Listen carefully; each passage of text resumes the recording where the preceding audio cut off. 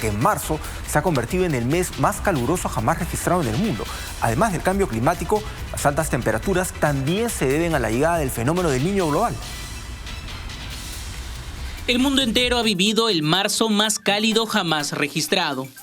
Según el Servicio de Monitoreo del Cambio Climático de la Unión Europea, el mes pasado la temperatura media superó el registro en 1,68 grados centígrados.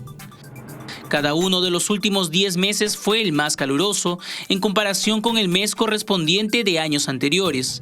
Es así que los 12 meses que terminaron en marzo también se clasificaron como el periodo más caluroso jamás registrado en el planeta. Desde abril de 2023 hasta marzo de 2024, la temperatura mundial estuvo 1,58 grados centígrados por encima de la media del periodo preindustrial entre 1850 y 1900. Y cuando vemos estas temperaturas récord, en marzo hubo 0,73 grados por encima del promedio de 30 años y 0,10 grados Celsius por encima del marzo más cálido anterior. Entonces, ver registros como este, mes tras mes, realmente nos muestra que nuestro clima está cambiando rápidamente y el cambio climático no es un problema futuro, es un problema que tenemos que afrontar aquí y ahora.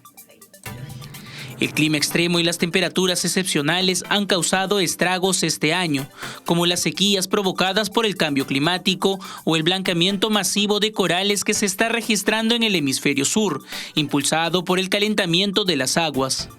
La causa principal del calor excepcional fueron las emisiones de gases de efecto invernadero provocadas por el hombre. A eso se suma que las temperaturas aumentaron con la llegada del fenómeno del Niño. Esa es una situación que ya vemos que está ocurriendo desde hace varios meses. Incluso se han venido rompiendo récords de manera consecutiva. Ese es el 10º mes en el que de manera consecutiva las temperaturas siguen subiendo. Como bien señalan en el informe, esto se debe también a un aumento en la temperatura del mar. Hay que tener en cuenta que el mar cubre el 70% de nuestro planeta y absorbe casi el 90% de la temperatura generada por estas contaminaciones. ¿Cuál es el problema? Que, bueno, lógicamente, al calentarse al mar, calienta también la atmósfera. Y esto hace que los cambios climáticos, los cambios de clima regulares que nosotros experimentamos, tiendan a ser más drásticos o puedan ser más bruscos.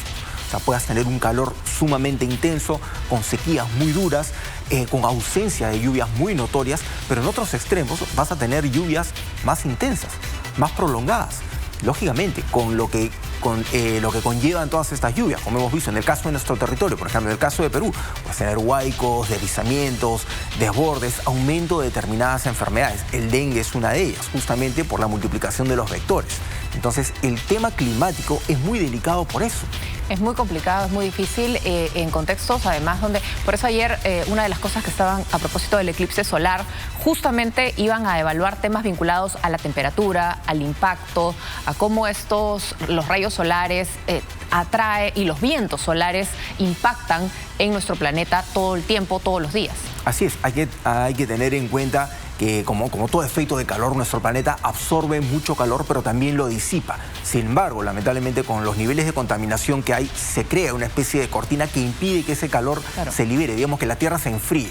Esto va haciendo que la temperatura vaya aumentando. No lo percibimos de alguna manera, pero hacemos mucho daño a los ecosistemas que son muy sensibles a estos cambios de temperatura. Hay muchas especies de peces, por ejemplo, que desovan, se reproducen dependiendo de la temperatura del mar. Y esto está alterando ese comportamiento. Las personas que nos ven, que están vinculadas al sector pesquero, por ejemplo, pueden darse cuenta como hay muchas especies que simplemente parecen haber desaparecido, ya no las encuentras, es muy difícil encontrarlas. Hay otras que se han reducido, o sea, hay mucho más pequeñas.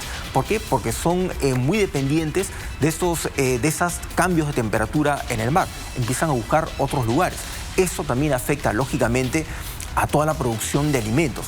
Muchas veces hemos visto, sí, el Perú tiene tantas variedades de papas, miles de variedades de papas, no los microclimas que hay en José Perú, está investigando el origen de la papa. Así es, precisamente. Y todo esto se ve afectado justamente por los cambios climáticos. Son especies muy sensibles. Las frutas de estación, por ejemplo, que nosotros vemos, la producción de muchas frutas empieza a variar. Lo hemos visto el año pasado, por ejemplo, Bolivia, debido a las heladas, bajas temperaturas, perdió grandes cantidades de cultivos de papa, de quinoa, de cebada. Argentina les pasó lo mismo con la soya. España ha tenido grandes problemas con su producción de vinos, por ejemplo, justamente por la alteración del clima. Y lo vimos también con el aceite de oliva, que también se había generado un problema en lo vinculado al olivo. Y si nos vamos a cada uno de los cultivos, todos ellos se ven afectados por el impacto climático. Así es, y ahora que estamos hablando de España,